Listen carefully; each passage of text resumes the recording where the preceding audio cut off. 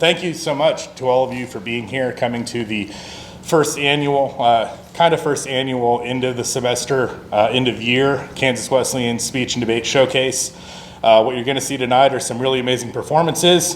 Before I open with a nice little monologue, I do want to say that there are definitely some mature themes, some very potentially divisive themes. What we do in Debate and Forensics is we talk about some pretty politically contentious things. And so just wanted to throw that content warning out there. But ultimately, at the end of the day, what I really want to talk about right now is the fact that I'm so proud and happy that we're all here today.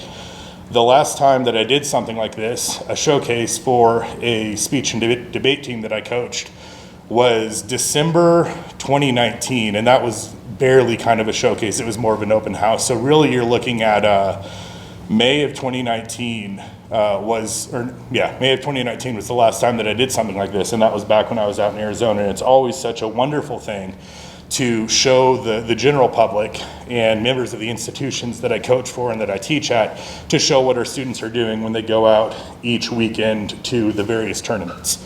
Obviously, we're very, very lucky that we can do this type of thing despite being masked up and sitting socially distanced. We're so lucky that Wesleyan was able to come together as a community and allow for in-person classes and allow for a few times each semester our students to come into this fine arts building and bond and have a camaraderie and perform so successfully.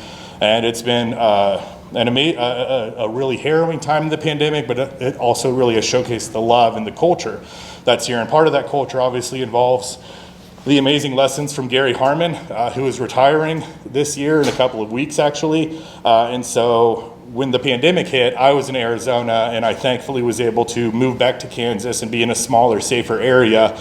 But when the pandemic hit and started affecting our speech and debate team, the kids told me amazing stories of Gary feeding them and keeping them well nourished and things like that. And it's that kind of culture and that kind of love that I hope that we continue to foster with this team. And it's that tradition that I always try to bring to the table when it comes to speech and debate. And so I want to talk a little bit about tradition really quick, and I want to talk a little bit about the success that we've had this year that you've hopefully seen.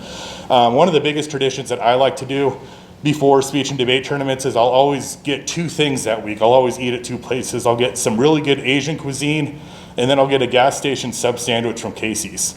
And so you have a little bit of the kind of, less extravagant Casey's sub, which is still just like very delicious. If you've never had their subs, they're great. Their pizza's good. I'm not endorsed. This is not endorsed by Casey's. And then I have like Momoya's ramen and sushi. And so the reason that I do that, though, is that I found that every time I fulfill that tradition, we do really, really well at tournaments.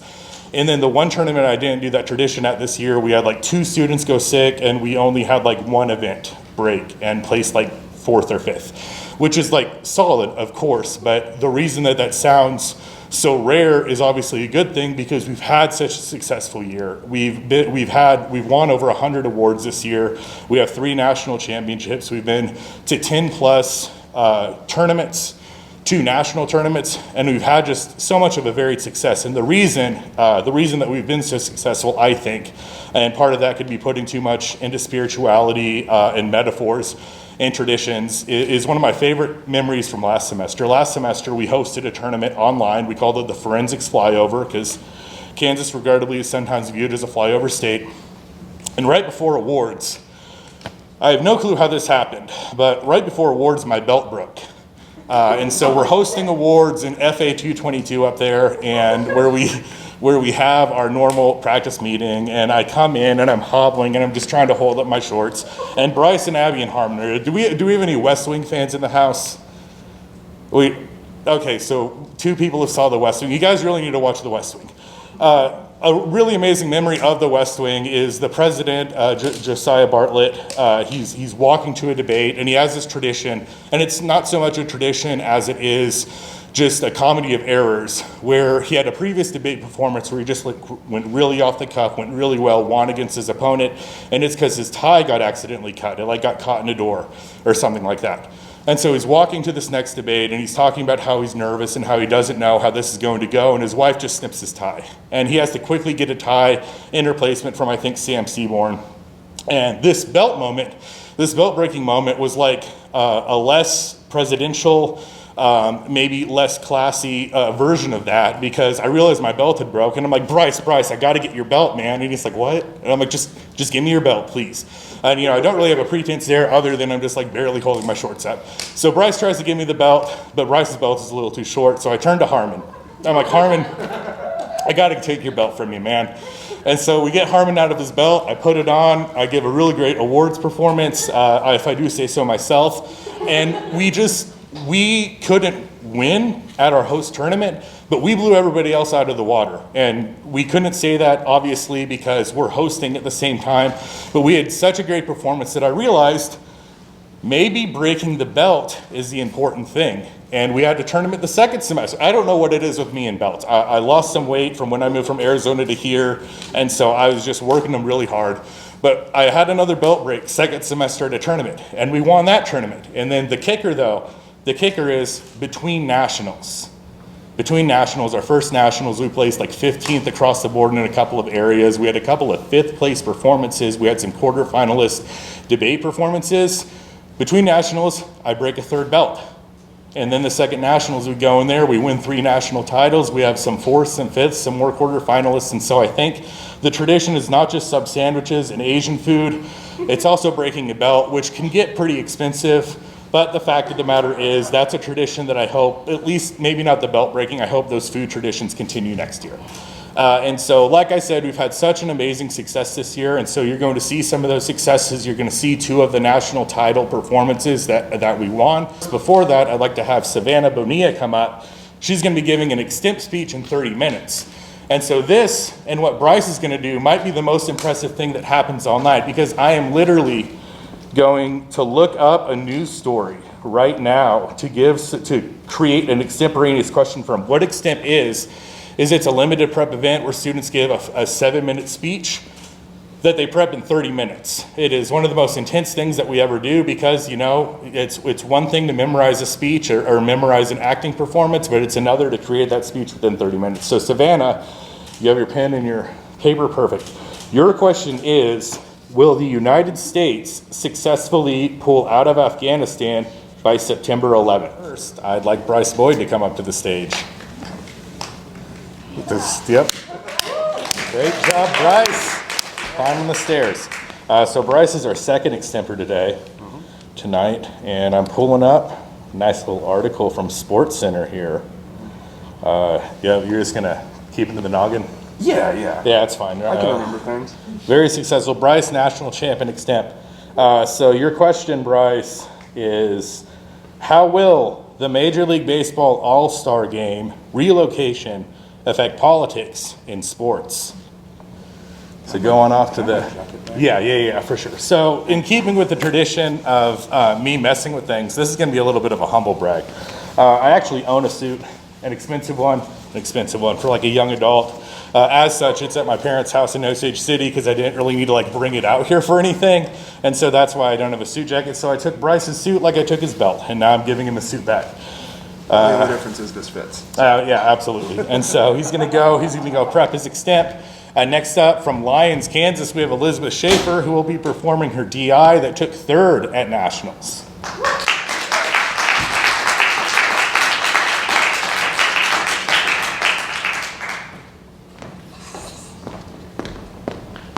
Hi guys, my name's Liz.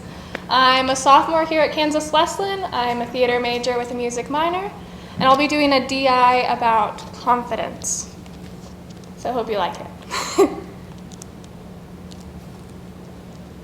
So when I was little, I loved playing with model magic. And if you're not sure what model magic is, it's like this quick drying air clay.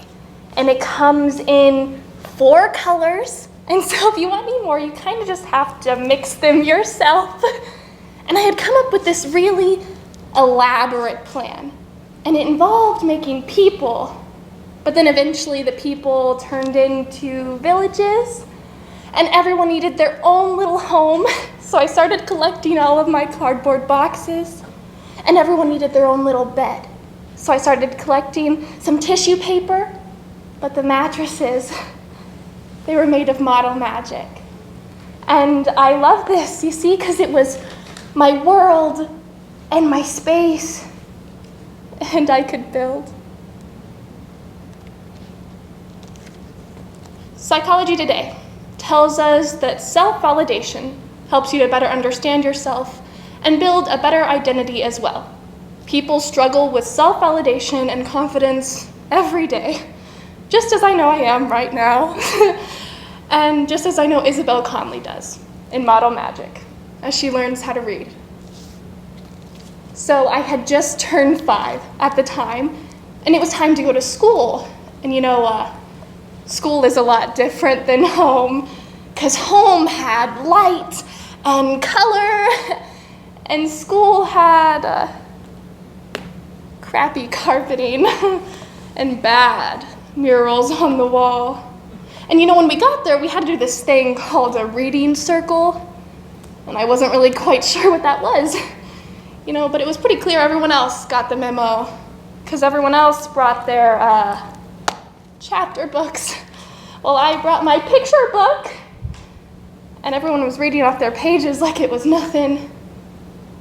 And when it got to me, I stumbled upon the 3 words that were on my page.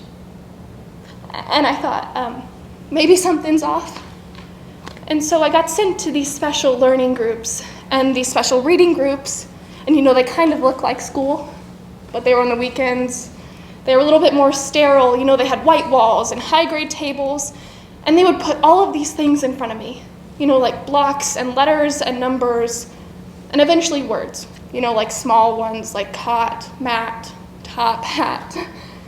And they would say, Isabel, can you read this? And a word has a shape. And I wasn't quite sure how that shape could correspond to its sound and somehow make this complete word. And so I started to get this hot feeling in the back of my eyes and this lump in my throat. And at the time, I thought I was going to cry because I was the stupid girl. And going back to school on Monday, things had really escalated. Now social stigma was attached to this. It was like, could you read a whole chapter book? Or could you count to 100? And I couldn't do either of those things. And at the point that it had really hit me was, we had this big class field trip coming up, and everyone had to have partners. My teacher had sat me down and said that I was going to be her partner, because no one had picked me. I knew that I was just the stupid girl again. And so I made this decision at a very young age that I was just going to trick everybody, that I was smart, that I could read, I could write, I could do math. And I think for the most part that it worked, No one really knew that it took me until I was 12 to learn how to read. I just did it in a few different ways. You see, when my mom would read to me, I would memorize the words that were on the page. And I would remember the picture so that when I did public reading, I looked like I knew exactly what I was doing. And in class, I would focus on the way that I said words. And I would try and memorize them because I realized I could memorize most things, I just couldn't write them. And so I was doing this for years, And when I got to high school, I was really determined to keep up this image I had created in my mind. I was on time for class, sometimes early, and I had assignments due on time, and I would work really, really hard. But then someone caught me, and it was my 9th grade math teacher. She sat me down after school, and she said, Isabel, I've taught for 13 years, and at all of these different places, and I've never met anyone as far behind in math as you. And that hot feeling in the back of my eyes started again, and the lump in my throat. And I tried to swallow through it, but I just kind of zoned out and looked out the window, because I was that girl all over again, that stupid girl. But then I went every day after school, and I learned my times tables and my fractions, and I eventually passed the class, but I had to keep pushing. And there were times where I knew that this was wrong, because on tests or quizzes, I was scribbling out answers and putting little animations there instead. And sometimes I would stay up really, really late drawing, and then those drawings would turn into paintings and then back into words again. And it'd be like 4 or 5 in the morning, and I realized I was going to be so tired at school the next day. But it didn't really seem to matter, because at least I was really happy in those moments. And then senior year came. It was time to apply for colleges, and it would be proof if I made it to some seriously academically rigorous school that I had always been smart, never stupid. And so I started taking really hard classes, and one was this constitutional law class, and at the end of the term was this big paper that was due, and attached to it was this big reading. So when I sat down to do the reading, I went over the first line.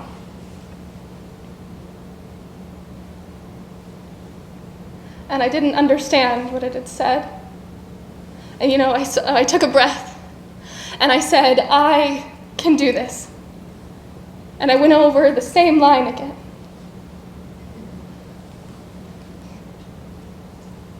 And I still couldn't read it. And this thing started happening again, the lump and the hot feeling behind my eyes. And I was going over and over it again, and I still couldn't read it, and I'm frustrated because I'm 18 now and I know how to read, and I'm not some stupid 12-year-old girl. And so I'm crying, and I'm embarrassed. And no one's even there to see me cry. So eventually the crying just turns to laughing, because I hated it. And I hated constitutional law. But I realized there were things that I loved. And what I loved was model magic. And it really wasn't that anymore, it was something bigger. But I knew it was something that I could feel. And so now I want to go back to that 5-year-old girl, and that 12-year-old girl, and now that 18-year-old girl. And I want to say, Isabel, you are not stupid. You are a really hard worker, and you're creative, and you will stop at nothing. You were never the stupid girl, Isabel. Always the smart one. You were just chasing the wrong things.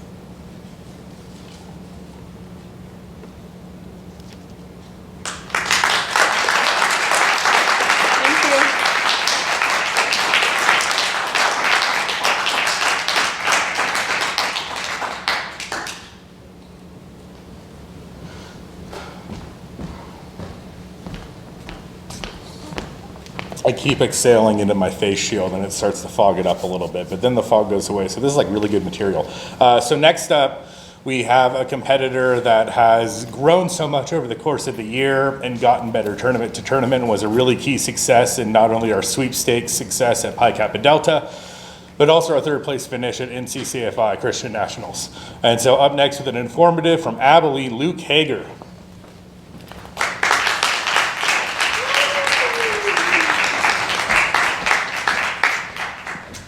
Hello, everyone. Okay, so first off, I'm a freshman here. I'm taking a major in business management, though. And first off, just a fair warning to all of you, I was born with autism, so I have a problem with my speech impediment. So if I stutter, just letting all of you know. This is a informative on a perfection. So enjoy. Perfection: the condition, state, or quality of being free from all flaws or defects. Funny. I think that the actual definition should be a 10-letter word describing something that shouldn't exist. You've heard the old saying, nobody's perfect, yet people don't even listen to it because According to an article published at Inc.com on February 26, 2021 by Mariah Thompson, says that Paul Hewitt, PhD, uses this example of a college student who is also one of his patients, viewed his determination and also his goal, his success. The student was convinced that he needed to get an A+ in a course though, so he studied so hard all night though, and guess what? He did get that A+. However, he became more depressed and suicidal than he was prior to the end of the semester. Paul Hewitt says that he proceeded to tell me that the A+ was just a demonstration of how much of a failure he was. And the student argued that if he were to be perfect, he wouldn't have to get that A+ at all. And so today, so today, I'm going to be transforming this speech into a spoken word form, which means that I will be rhyming some of it because, fun fact, I'm actually a up and coming rapper though, when giving speeches like this in rhyme form, I gotta do it in a motivational way, regardless of the rules though, because it's a good way to express it. You see, perfection is compared to a straitjacket or prison. You see, perfection is like a virus. It's bigger than COVID. Okay, so keep that up here. Duly noted. It's like a tumor, a growth. It just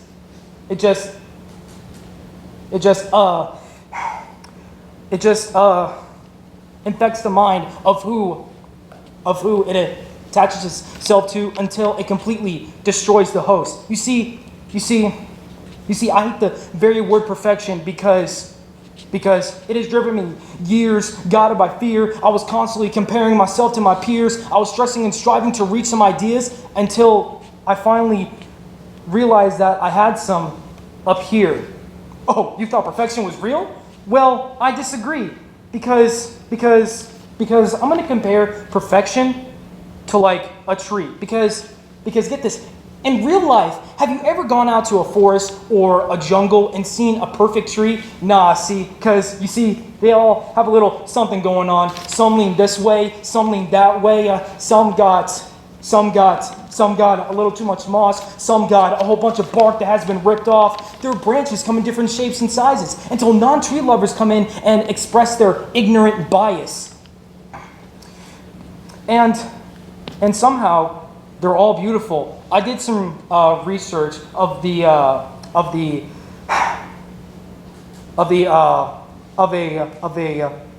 article from the LA Times, and it said that more people who go to national parks each year love to see the trees and all the surroundings than the other part of people hate going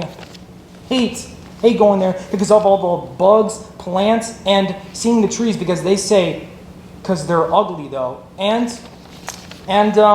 Well, I just have to say again, I disagree though. But in some ways, yes, they are strange and weird and ugly, but in a beautiful kind of way though, I should say. But when it comes to people, we don't see that we are all more the more beautiful within us. And so we dissect ourselves into pieces, judging each other and thinking that perfection is something that we can achieve, which leaves us feeling depleted and also defeated. But get this, Salvatore Dali said it best, have no fear of perfection because you'll never reach it. Ladies and gentlemen, have this question in your head and also make this decision of your future, okay? There's two doors in life. Door number one, be perfect and be admired. Or door number two, be real and be loved.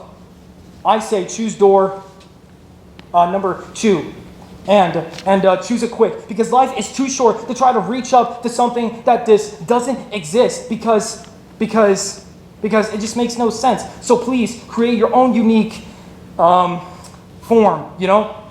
like color outside the lines. Be the pretzel that doesn't knot. Be the marble that doesn't quite roll right, And also do the dance that no one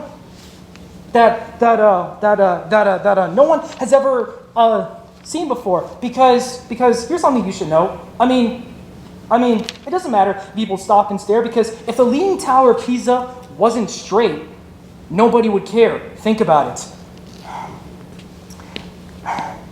You see, when it comes to mistakes, beauty is birth. I mean, do you know why we call the Model T the Model T? Because that's how many letters it took for Henry Ford to get that damn car to work. Don't believe me? Go to www.fordmodelT.net, posted by Mitchell Taylor on January 18th, 2012, and prove me wrong. So don't worry about always being first and getting it right, though. I mean, Apple's first computer was just a major failure, but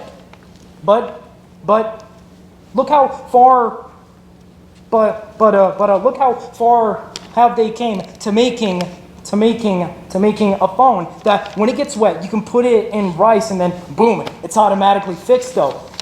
And you see, perfection has been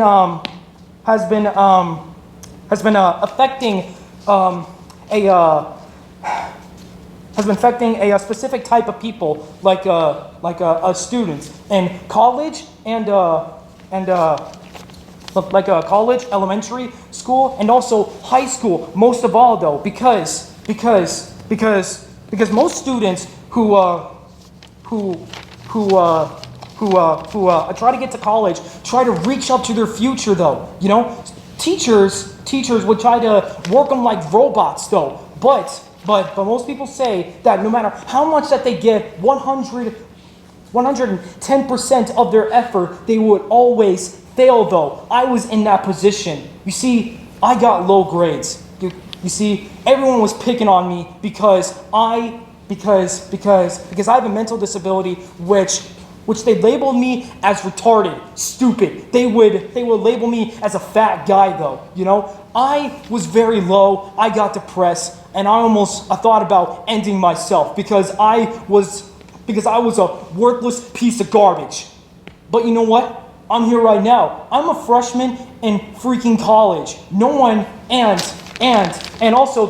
also, I'm getting so close to my sophomore year, and they say that when freshmen get close to college, they automatically drop out. Look how I've came this far. I'm not perfect. And I will tell you something perfect in this conclusion. So embrace your mistakes. They are so to be savored. Failure is such a commitment that gives us a great success. It is so to be flavored. And you know what? I was reading the other day about a Japanese tradition that when something suffers damage, they fill it. They fill the object with gold in their cracks, pure gold in the cracks, because they say that when something suffers damage and has history, it is also the more beautiful. So I say, love your cracks. You may call it brokenness, but it is the way that your light shines through you.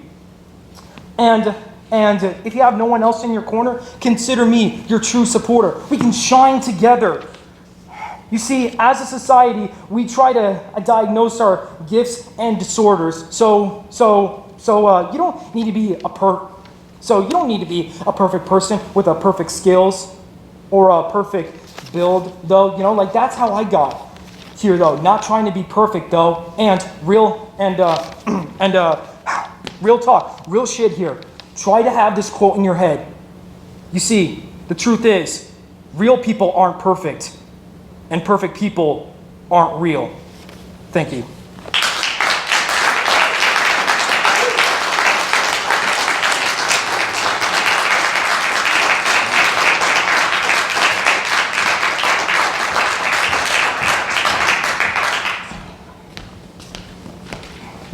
All right, Savannah is not back yet. Oh, perfect, cool, thank you. Can you explain time signals? Yeah, so with Extemp, like we talked about before, it's a limited prep event. It's one of two that happen in collegiate forensics. And so they're not out there without a lifeboat or without a life jacket in that sea of limited prepness. They do, in fact, get time signals. With this Extemp speech being 7 minutes long, traditionally the time signals are once you've spoken for at least a couple of minutes, you go down to your last 5, and then it's just like by minute 5, 4, 3, 2, 1. Sometimes people have like 30 seconds, 15 seconds last in on their fingers. So Savannah, she's a freshman from here in Salina, and she placed second in LD and second in novice Extemp at Christian Nationals this year. Very incredible. Lots of awards over the course of the year as well. So Savannah, I'll let you take it away.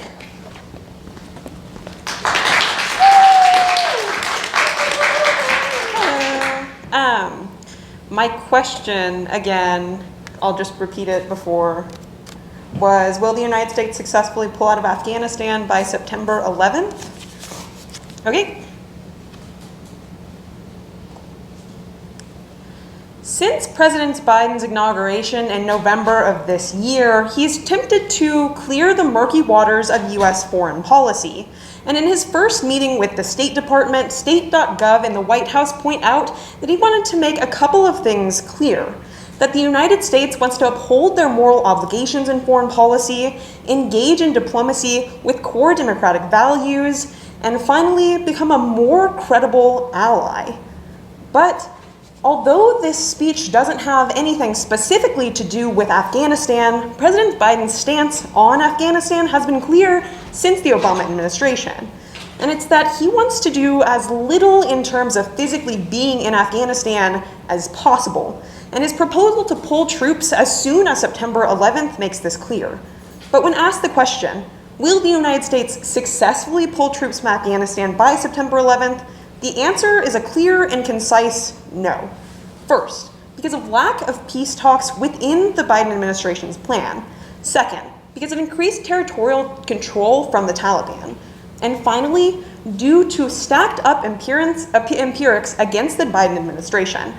So first, there are a lack of peace talks within the Biden administration's plan to take the Afghanistan troops out of Afghanistan.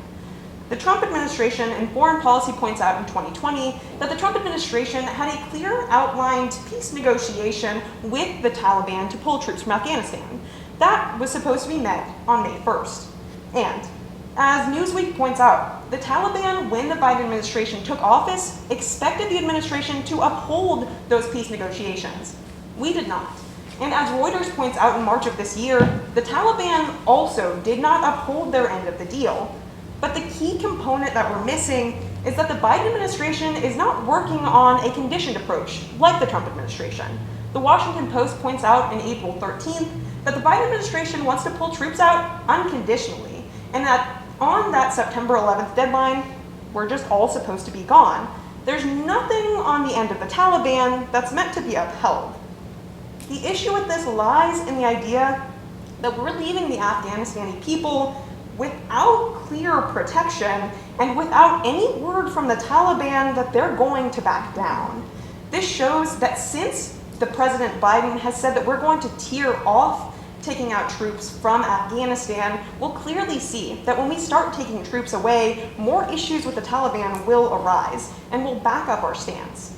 But further, that brings to our second point. The Taliban is currently increasing territorial control. Radio Liberty Europe points out that in 2020, they had more territory than before the United States entered in 2001. This also shows you that Brookings in March points out that since initial peace talks in 2020 with Afghanistan and President Trump, the Taliban has done little on its own to mend ties with the country. This is vital in showing that without peace talks, pushes from the United States or from the Taliban and Afghanistan, it can allow the Taliban to create power and have the ability to regain control in the region. That's from this Council on Foreign Relations in March.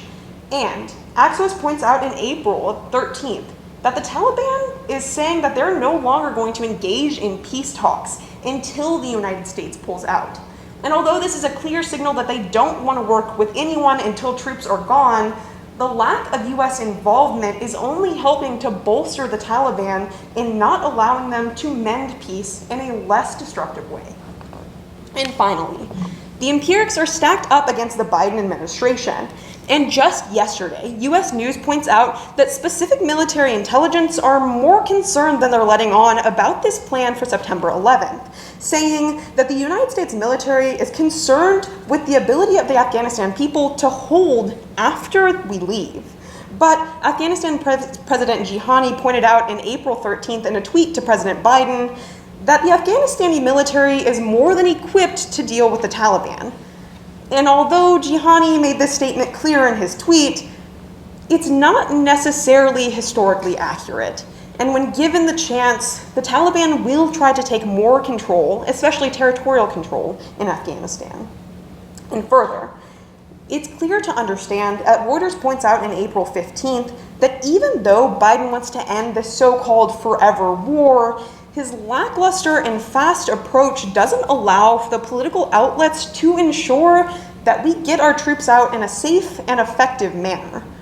So turning back to the previous allocations from the State Department discussion, President Biden wants to increase our moral standpoint, ensure that we're a trusted ally, and engage in diplomatic relations rooted in democracy. But no three of these standards are upheld in his approach to take troops away from September 11th. And this will be clearly outlined the longer that Biden attempts to push for this mission, because we are not engaging in diplomatic talks. We are not upholding our moral high ground, as we're not leaving the people of Afghanistan in a credible position. And we're not upholding our stance as a credible ally or leader, because we created a conflict in Afghanistan that has only increased since we have been in that region. And now, with our attempts to leave on September 11th, they don't have a backup plan in mind. So, at the end of today, we're not going to see US troops leaving Afghanistan by September 11th. First, because there are no clear peace negotiations from the Biden administration and the Taliban. Second, because the Taliban is gaining more control not only territorially, but also militaristically in Afghanistan. And finally, because many presidents before Biden have had more concise plans to end troops in Afghanistan, and they still did not succeed. Thank you.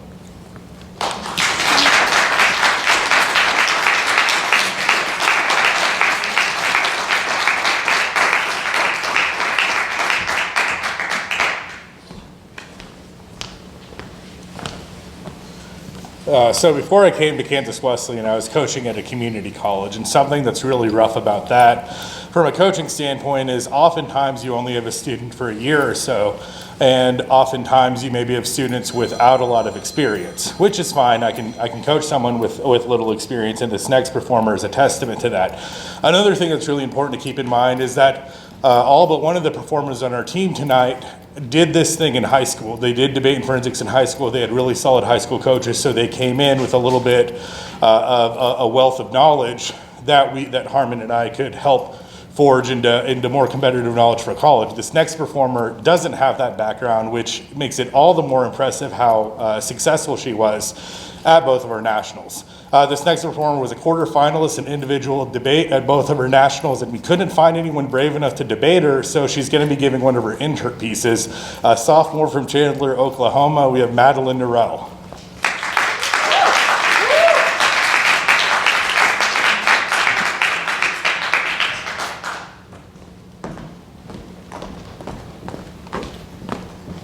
Hi everybody, I'm Madeline Orrell. I'm a sophomore. I'm a double major in business management and theater, and I have a minor in communications. And I'm performing a ploy, which is a mixture of things. So in my piece I have a song, I have a poem, and I have a skit. And it's just a mixture of things to get your point across. And today my point is that it is okay to be who you are, and don't change on society's account, but on your own.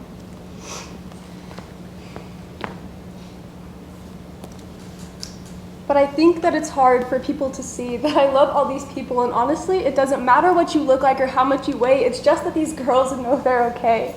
There's a beauty in knowing your place in this world and loving yourself and knowing your worth. You don't have to be perfect or never get sad. That's not what it means to be honey and glass. And everyone has their highs and their lows. The nights you spend crying, believe me, I know. But I don't want to be these girls for the confidence they have in their own damn names, so I'll sit here in the sun and I'll dance in the rain, just have some fun. And I know it doesn't make sense to forget your past, but one day I promise you, it will be honey and glass. According to BreakBingeEating.com, 30% of young 13-year-old American teenage girls reported being unhappy with their body. This number will increase to a total of 80% by the time these girls reach 17 years of age. The media is full of promoting unrealistic ideals about what a woman's body type should be like. For instance, in today's society, a woman should be tall, skinny, and beautiful. This is unhealthy mentally and physically for women because we are changing on society's account instead of changing for ourselves. In a poem by Joseph Arning, an SNL skit, a song by Sarah Keyes, and a news article by Sally McGraw, this is a piece. I am who you say I am. I wake up early, sometimes at 5:30 to run. My mom got too worried, I had to tell her it was fun. Growing up, I used to have this image, an image that society placed in my mind which grew to consume my entire perception of what a woman should be. For instance, she was taller and she had these bigger curves and she had this long, glossy, black-brown hair and these big, beautiful blue eyes. And she could flirt. She was confident that she was attractive and she did whatever she wanted with whomever she wished, and she didn't give a damn. She was loud, and she was not quiet at all, and she was extremely extroverted. Hello, my name is Jessica Chaston, and today I will be reading for the role of Angela. Okay, great, whenever you're ready.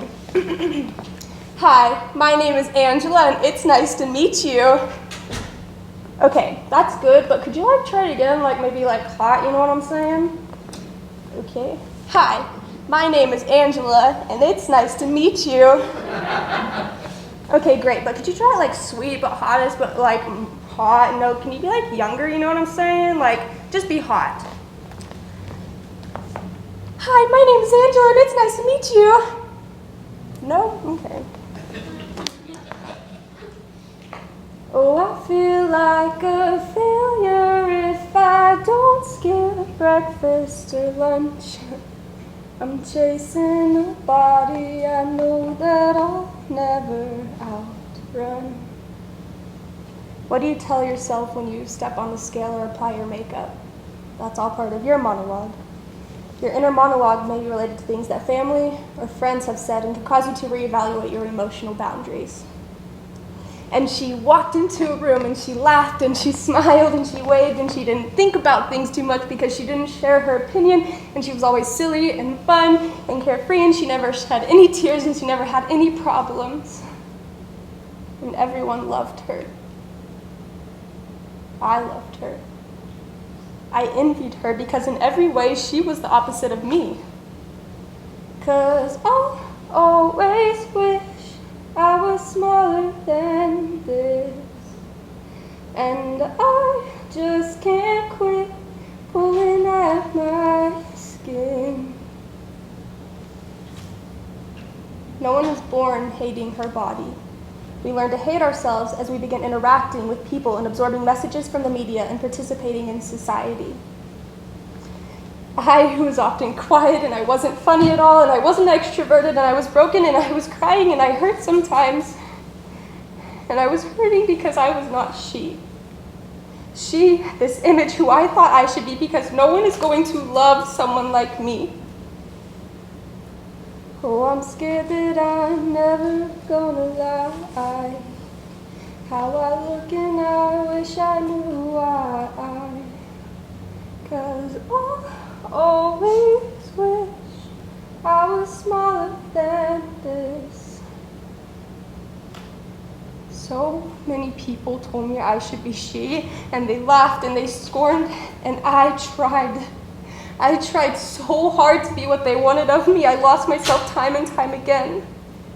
But through all this hardness, I began to live. And through all this darkness, I began to see. I cried and I felt like I was dying, but in these tears is when I finally found me. I'll set a goal for myself and I'll try to work hard. What are the thoughts that surface whenever you look in the mirror? What phrases pop up when you think about bikini season or getting naked in the school locker room? And one day, not so long ago, I looked at myself in the mirror and I thought, I do not have to be she. She, this image that society tells me I should be, the unattainable wish and the incomparable dream of a woman who just doesn't exist. I will be a real woman, a living, breathing human being. I'll reach it, but swear I look just like I did from the start. I, who am smart and stubborn and strong, and I will often be quiet and think, and sometimes I will cry, and I will always be broken. But I will be real. I know that it's not true, but I feel like I'm the only one who's chasing a body I know that I'll never outrun. I will live, and I will be strange and wild and winsome and free, and I will not let others tell me who I should be, and I will not let the image of she haunt me. I will be strong, and I will be courageous, and I will be me. Your inner monologue may be relatively mild or surprisingly harsh, and deeply ingrained and relatively easy to alter. You know those kinds of girls who look like they're made of honey and glass, like sticky sweet ash, and you can't get the taste off your tongue? Burnt sugar and a little bit of rum. And she dances in the rain with her clothes on, drenched to the bone. No one ever knows when she's all gone. She's the life of the party, but I bet nobody flinches when she takes off her clothes. 'Cause I'll always wish I was smaller than this, and I just can't quit pulling at my skin. Oh, I'm scared that I'm never gonna lie. How I look and I wish I knew why. 'Cause I always wish I was smaller than this. How you change your monologue, should you choose, is gonna be up to you.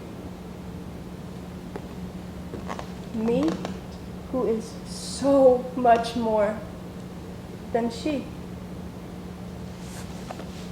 Thank you.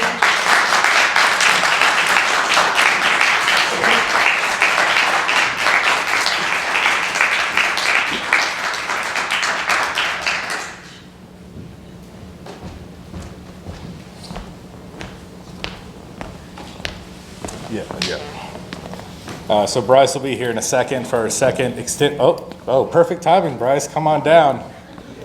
Oh, Price is Right vibes. So Bryce is a junior from Oklahoma City, more specifically. Yeah, you're from Moore, yeah. Okay, yeah, I just wanted you to like that I remembered that. No, you can come on up, yeah. Yeah, Bryce is a junior. He'll be giving his extemp, national champion extemper right here, national championship first parliamentary speaker.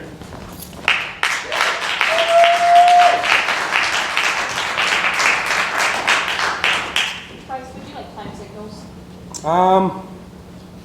Nah.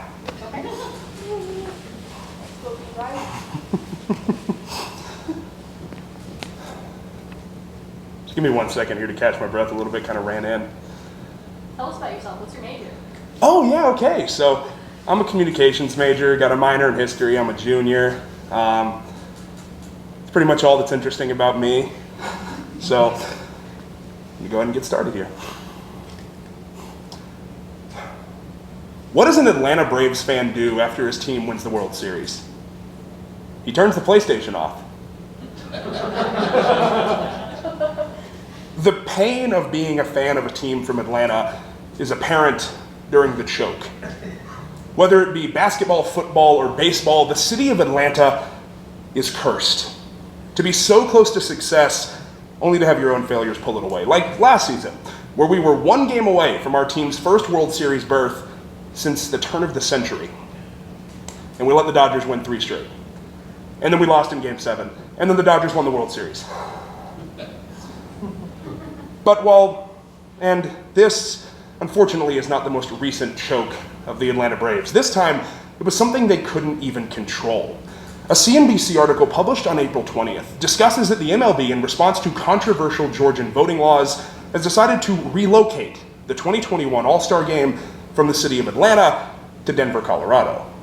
And while yes, the understanding that an All-Star Game organized in honor of the passing of late Atlanta Braves star Hank Aaron won't be played in the city that he spent half of his life in cuts a little deep, there's a larger question that's spurred from this MLB decision. How will the Major League Baseball All-Star Game's relocation affect politics and sports? And while there isn't a definitive answer to be seen, the impacts aren't going to be positive. And to better understand how they'll impact the MLB, there are 3 things we need to look at. First, how the fans are sick of political grandstanding. Second, that this decision has made enemies on both sides. And finally, the overall impacts for the MLB aren't going to be positive. First and foremost, what we need to look at are the fans themselves, the people who watch sports in America. An article from Newsweek published on March 20th discusses that over a third of them, 37%, watched significantly less sports in 2020 than they did in years prior. And they directly stated that new social justice policy of major sports organizations were the reason why. No matter how noble, a third of sports fans are directly watching less sports as a result of new political decision-making by organizations like the NFL, MLB, and NBA. And to better understand the wider impacts and how much a third of viewership can hurt an organization, we need to look to the NBA, where an article from April 17th from The Atlantic discussed that 2020 was the worst year for NBA ratings since 2010. To help things be a little more understood, Game 3 of the NBA Finals, featuring Lakers superstar LeBron James, had less viewers than the mid-season finale of Young Sheldon. The impacts are apparent. Less people are watching sports as a result of recent political decisions by major organizations, and the MLB is going to be no stranger to that. However, what we need to look at next is the fact that this decision has made enemies on seemingly every side of this debate. An article from the New York Post, published on April 10th, discussed that activists in favor of an MLB decision based on Georgia's voting laws say it simply isn't enough. Going back to Lakers star LeBron James, at a post-game interview, when asked directly about how he thought the MLB's response would stand up, he said that it was stupid. He said that the game should stay in Atlanta, a city with a significantly higher minority population than Denver, and the league should use the All-Star Game as a platform to speak to the community. On the opposite side of those in favor of relocation, they're saying that a simple change of 1 week out of the year isn't enough, and that a wider stance has to be made other than a simple press release, a tweet, and the changing of a couple of games. However, on the opposite side of the political spectrum, and on the opposite side of this debate, an article from Reuters, published on April 2nd, directly discusses that conservatives are outraged. Many online have called for a boycott of the MLB, people to stop watching and going to games, and while this has been limited to Twitter ramblings and no actual boycott has been properly organized, if things were to get off the ground, the impact would be astronomical. So we can see clearly the response, not only by fans, but by people on both sides of this debate about the MLB's relocating of the All-Star Game, that the overall impacts aren't going to be positive, and these political stances are negatively impacting the organization. And finally, we need to look at those actual impacts. What's going to happen to the MLB? But first, we have to look at the person in charge, the man whose decision relocated the All-Star Game, Commissioner Rob Manfred. An article published by ESPN on March 28th discusses that Rob Manfred isn't very popular. Fans believe that he doesn't care about the teams. The clubhouses believe that he doesn't prioritize their overall decisions, and players think that they're not on the front of his mind. And this might have some credence. Manfred's past decisions have been based on what makes his league look better in other circles. The groups of rich people who own other sports leagues, like the MLB, the NBA, and the NFL, are where the decision-making of the organization's upper echelon has been primarily focused. And Rob Manfred's most recent decision, like we saw first, that has riled up fans, and second, angered people on every possible side of this debate, is going to have negative impacts for the MLB as well. An article from The Economist, published on April 3rd, discusses that the league is hurting. It's in the worst decline it's had in almost 25 years, and teams are hemorrhaging money. While big names like the Dodgers, the Braves, the Yankees, and the Cubs can build reputation and fan bases off of name recognition alone, other teams aren't as lucky. And if this boycott gets off the ground, or if fans continue to watch less and less, the impacts are going to become more present in the future. It's simply too early to see how negative these connotations will be, but a positive future is not being constructed by Rob Manfred and his decision making. So when we look back to that question today, which was spurred by the understanding that the Braves have choked their way out of something they didn't even have control over, how will the Major League Baseball All-Star Game's relocation affect politics and sports? Well, we can see that the outcome, when you look at everything on the table and compound it into one answer, isn't going to be positive. First, we saw that fans are sick of grandstanding, and viewership rates reflect this. Second, we saw that people on both sides of the issue about Georgia's voting laws aren't happy with the MLB's response, either declaring it to be not enough or too much. And finally, we saw the wider implications spurred from Rob Manfred's poor decision-making and how the negative impacts on the MLB will be present and felt for decades to come. So while it will be nice to see an all-star game hosted in Atlanta, that simply isn't in the cards. But hopefully what is in the cards and what we can see in the future is responsible decision-making, taking everything into account, and a stance that can be taken in a way that isn't going to backfire and hurt the league in its entirety. Thank you.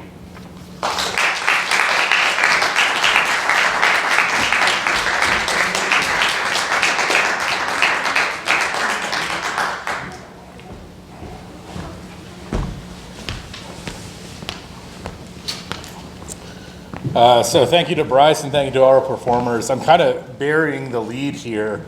And so I know that in the future, journalism professors are going to be sitting and putting their heads in their hands as I explain this next part. But I didn't want to really open things on a dour note. But part of the reason that I'm here is because my previous job had a budget cut because of COVID. And so while I'm innumerably and unbearably blessed to be here and not to have the really terrible impacts of COVID that other people across this country and the world have suffered from, it was definitely a hit to the ego, it definitely was a hit to the confidence, and it was a hit to the wallet.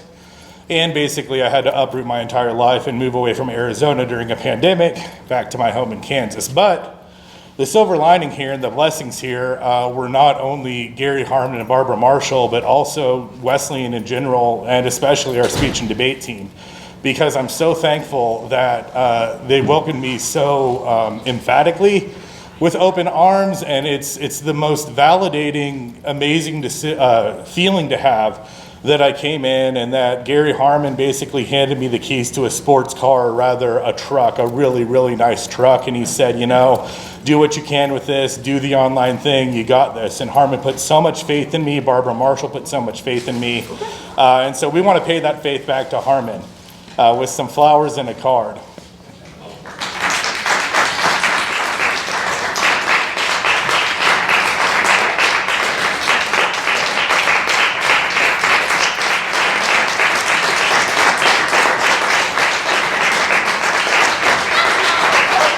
What? And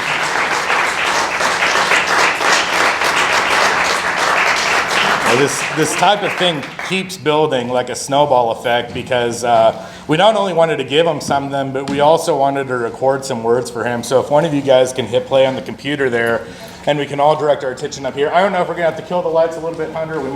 We'll see what it looks like. Well, Harmon, the time has come and you're riding off into the sunset. But what you need to know is I think everything that everyone realizes is you're still leaving a lot of your legacy behind. You're leaving that legacy behind in high school coaches that you coached in the past, and you're leaving that legacy in the students that they have coached. And you're leaving your legacy behind in the college coaches like myself and John McAlogic and the students that we have coached. And so Harmon, I've been so blessed to have you in my life as a professor and a coach and a mentor. but I feel most blessed to call you my friend.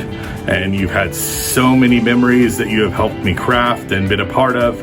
I remember one night at 3 a.m. in West Texas, driving back from West Texas, where I woke up in the middle of that drive and we were singing along to Poncho and Lefty. And my biggest memory today actually is the fact that this is the anniversary of when I coached my first national title. And I remember that when I told you that we were in the finals round and that I was having a lot of stress about it, you said that you loved me and you said, go and win the damn thing. And then we went and we won the thing.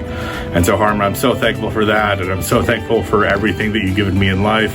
I hope you have an amazing retirement, and I hope you love all of the tributes that we've sent your way. You've really changed my life, Harmon. You've opened doors that I would never have had access to without your guidance. You've pointed me in the right direction academically, socially, and personally.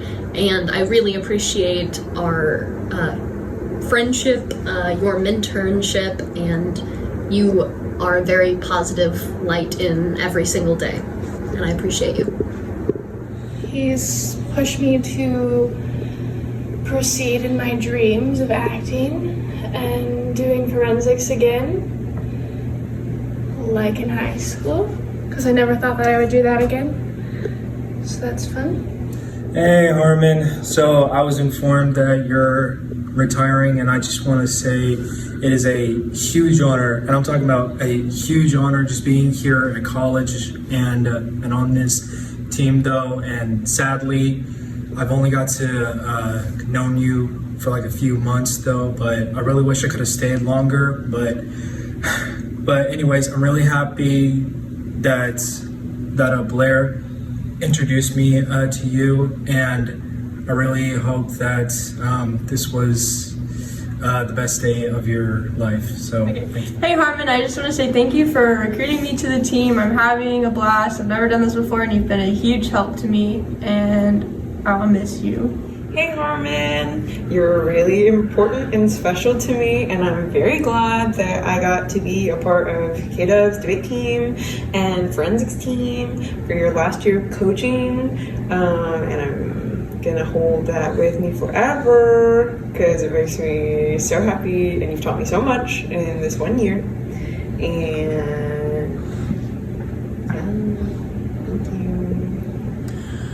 I met Gary Harmon probably 40 years ago when I was a high school student debating for Cape and Mount Carmel, and he was coaching up here in Salina. And then 30 or so years passed by before I met him again. And I was working for Access Television, and Gary was teaching a business communication course, and he came in to get some help. Well, one thing led to another, and I ended up working at Kansas Wesleyan University just down the hall from Gary for the past 15 years. He's had a tremendous impact in my life. Not only has the man actually written the book on high school policy debate, he continues to keep abreast with the latest thinking in communication and rhetoric. And we've had long talks together on multiple occasions about the impact of things like media and society and communication and the future and impact of debate and forensics, and just generally the importance of learning how human beings communicate with one another. He's going to be tremendously missed here at Kansas Wesleyan University, but I hope he'll stop by occasionally every now and then, and we can continue our conversations, and maybe he'll bring some barbecue too. Well, farewell, Gary Harmon. You know, it's been exciting because when I got Gary Harmon, I also got Barb Harmon, and I will never eat as well again as I have at tournaments where Barb cooked. So I have to thank her for that. But Gary, it's been a pleasure having you on campus. The kids that came to do debate and forensics were just a different group of students. And I think that might have been the most exciting part about having this program. You always said you took them to raise, and I think you raised me also, and I thank you for that.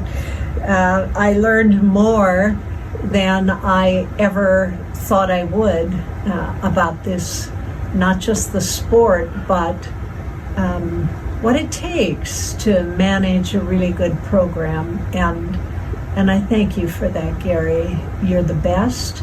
This is not really farewell because you're going to be around whether you like it or not. Love you. Hello, Mr. Harmon. Danielle Lee Boxa here. First off, congratulations on your upcoming retirement. You undoubtedly deserve it. I am proud to say that I was fortunate enough to have you as a teacher and mentor both in high school communications and then in college forensics and debate. When I was reflecting back on those days and you, Mr. Harmon, the biggest word that came to my mind was love. You always displayed love for your students, for communications, for forensics, for debate, for life. You always treated each one of your students as if we were your own kids and accepted us just as we were, and I admire and respect that about you. Thank you for giving us your all. Thank you for being an example of love, kindness, compassion, empathy, and respect. And thank you for the impact you have made on so many people for the better. You are truly a remarkable human being, and the world is a better place because of you. Love you, Harm. Hey, Coach Harmon. So, congratulations on your retirement. While I'm sure you're probably still disappointed at my initial failure to grasp the new concepts to me about debate and communication during those earlier years at Kansas Wesleyan, I want you to know that while those lessons may not have resonated then, I can say emphatically that they did click eventually. And while my trajectory was more musical or performative in nature, those lessons have been some of the more useful ones when I'm out teaching or, being a nerd out in the real world. So, thanks again, Harm, and best wishes. Hi, Coach Harmon. I wanted to send my thank yous so much to everything you did for me as a student at Kansas Wesleyan University, as a debater, and as a person. I really enjoyed getting to know you and growing through my early adult years with your help and with your discipline. You really helped create a passion for me with debate and forensics that has carried with me throughout my adulthood. I hope that you enjoy your retirement and remember all the great things that you've done for so many of us. Hey, Harm, congratulations. From the first time I saw you do a cartwheel to the first time you let me run a coach's clinic at your camp, you have meant more to me personally and professionally than one video will ever tell. I am looking forward to seeing you do a cartwheel the next time I see you. But also, thank you for everything. You have taught me so much about life, as well as debate and communication and oral interp, all of the things. So thank you for all your mentorship and for allowing me to still be part of the KW team for all of these years. I'm sorry that we weren't able to do camp, but you know what? I got a decade invested in it. So happy retirement. Happy retirement. We love you, Harm. Hey, Harm, it's Mariah here. Congratulations on your retirement. I think that you have a bright, exciting time ahead of you. I wanted to say thank you for being my debate and forensics coach, and thank you for being a friend, a mentor, a source of love and consistency. I thank you for your meekness, to your humility, to always pointing me to God, and I just want to tell you that I love you, and I'm so grateful to know you. Happy retirement. Bye now. Hey Harmon, it's Moffat. Never thought that I would have to be recording a video to celebrate your retirement, but unfortunately, we can't all be there in person to celebrate your long and storied career. Wow. Decades in coaching, countless individuals, assisted in, finding truth and power and just developing themselves to be better role models in society. I know I wouldn't be in the place I'm in today without your help, without the adventures as a team that we had, and just your guidance on so many things. So we're going to miss you a lot, and we hope to see you in better times, as a judge or just to come over and swap stories. But don't be a stranger. Enjoy retirement, have fun with the missus, and congratulations, Harmon. We all love you very much, and we can't wait to see you soon. Hi, Harmon. I can't believe you're actually retiring. That's insane. It was an amazing 4 years with you at KW, and I know the program's going to be in good hands, but we're really going to miss you and your expertise on the circuit. You have been one of a kind, and I love you. Let's get ready to rumble! You like my voices, Frankie? No. Harm, this is not a reflection on you, I promise. I just wanted to take this opportunity to congratulate Papa Harmon on his retirement. Continue to travel and eat at the best of restaurants. Say congratulations! Congratulations! Love you. Hey Harm, congratulations on a retirement well deserved. I'm sure you feel like you've been rode hard and put up wet, but I can't tell you enough about how much you mean to all of us and how much you mean to me in particular. I know my life wouldn't be the same without you, without everything that you've done. I am who I am because of you. I often tell people that I went to Kansas Wesleyan for football, but I stayed for debate. And I stayed for you, and I stayed for everything that you taught me and all the opportunities that you gave me that I did not deserve. And I'm just so excited for you, and I hate that I can't be there with you right now to celebrate, but I hope to see you soon. Congratulations again. I love you, and I hope that you really enjoy this next step and next opportunity that you have. Harm, I cannot believe that you're actually retiring, and I definitely cannot believe that I'm having to congratulate you in a video for virtual border wars. I'm bummed to be missing you and celebrating with you, and I'm even more bummed to be missing Barb's food. The impact that you've made on so many is incredible. You know, people that you've coached against, and other coaches.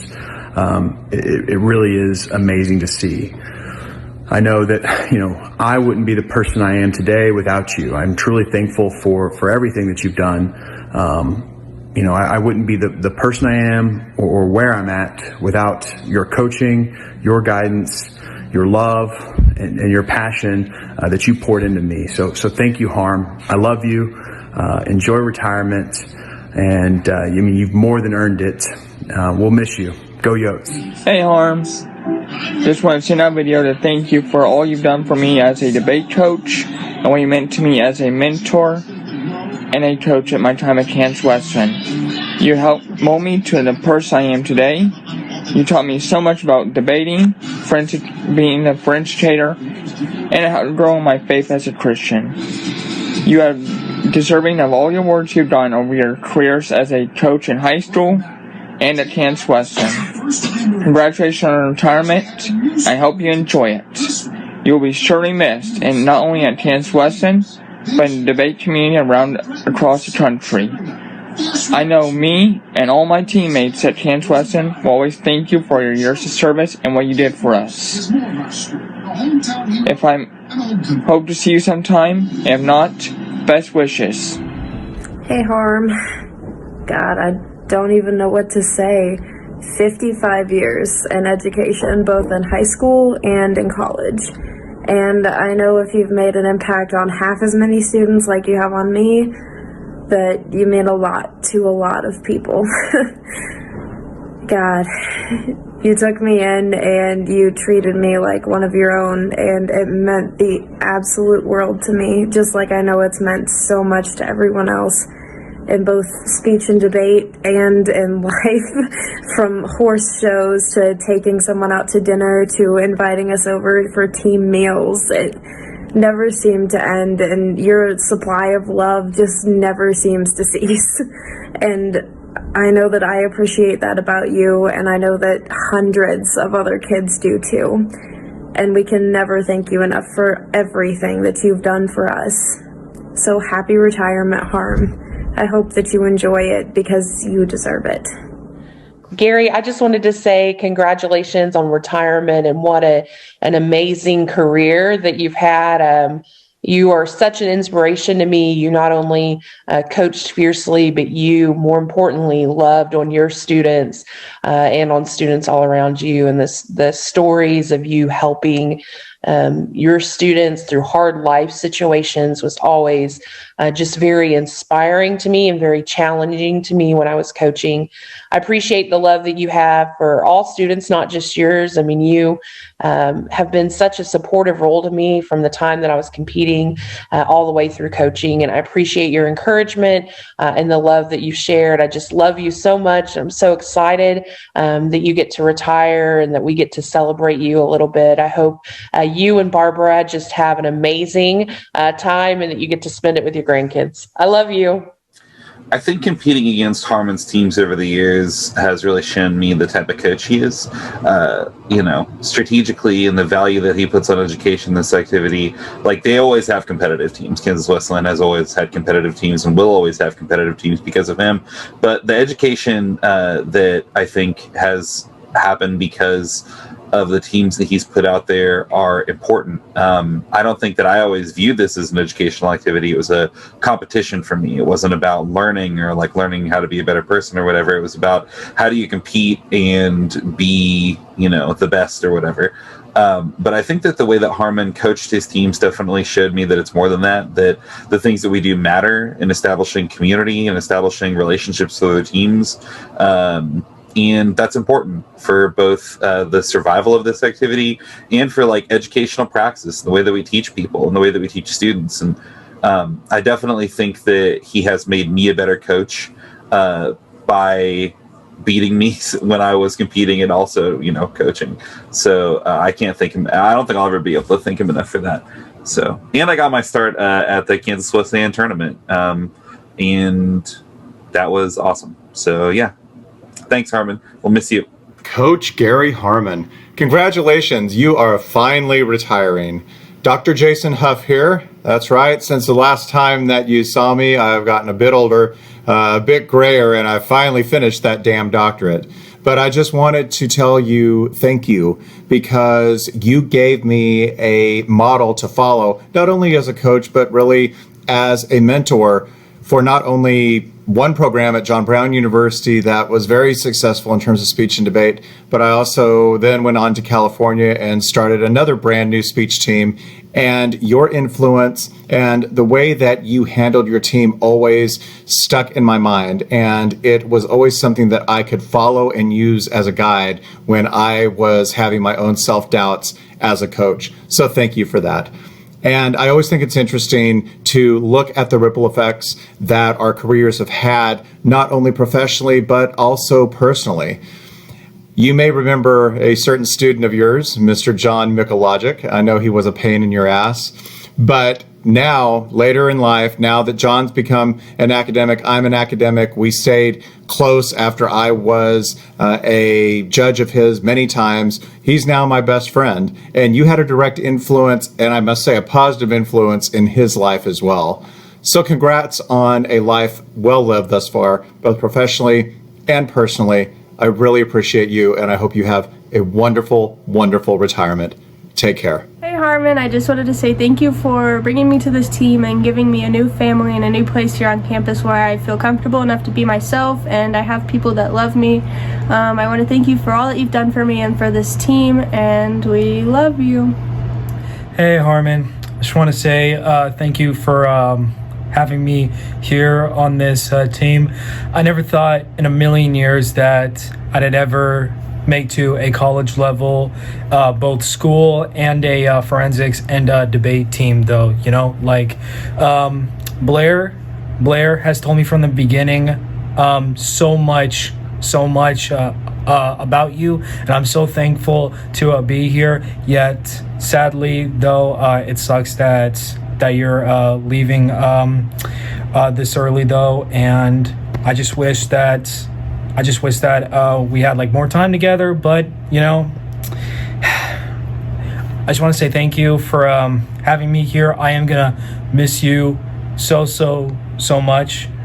I'm gonna miss your smiling face, your stories, your good jokes, by the way though. But yeah, thank you for having me here on this college level debate team, and sometime in the future, I will think of you to remember some good moments about you. Thank you. Howdy. I just want to say thank you, Harmon, for all of the love and support and amazing coaching that you've given me throughout my first year of college debate. I wouldn't wanted to have started a different form debate with any other coach, and I'll appreciate that forever. Thank you. Hey, Harmon. I just wanted to say thank you for everything that you've taught me this year. I probably wouldn't have joined forensics in college if it wasn't for you, and you've made me feel welcomed in this team, and I love that it's a family atmosphere. We're all gonna miss you so much. Thank you for everything, Harmon. You're the reason that I'm at Kansas Wesleyan. You've given me the opportunity for a college education, and you believed in me when no one else did, and I'm eternally grateful for that. I am eternally grateful for every opportunity that you've given, every moment that you've believed in me. And I just remember the first time I met you that you said you're going to be the next national champion. And now I am, only because of you. So thank you. Harmon, you're the reason that I'm pretty much able to go to college, I guess. I mean, I wanted to keep doing debate, but none of the schools that I had good enough test scores to get into had a program, or they were shutting them down. And then I ran into you at OU, and we talked for a little bit. You told me what your school was about, told me what was going on, and I was pretty interested. So I'm glad all that was able to work out. And all things considered, you have probably been the most positive person in my life.